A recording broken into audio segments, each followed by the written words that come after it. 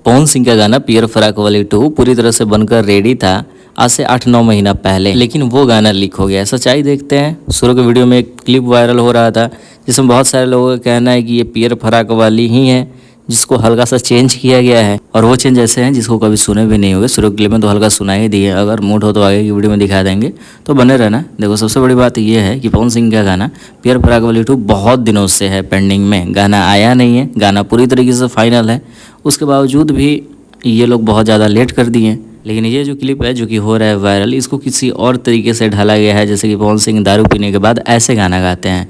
लेकिन गाने में अश्लीलता वर्ड है, इसलिए हम यूज़ नहीं करेंगे, मतलब गंदे गाने हैं। और सभी का कहना है कि पवन सिंह पी कर ऐसे ही करते हैं, लेकिन इसकी सच्चाई कुछ और है। AI वॉइस जानते हो, जो कि हर एक का आवाज़ मॉडिफाई करके चेंज करके गवा दिया रहा है। नरेंद्र मोदी का तो आमतौर पर सुनते ही होंगे इंस्टाग्राम पे। तो इसकी रियलिटी यही है कि पवन सिंह का गाना जो पियर फराक वाली 1 था, उसी को हल्का सा चेंज वेंज करके किसी फ़ैन ने एडिट कर दिया। खैर, पवन सिंह की टीम एक्शन भी लेगी।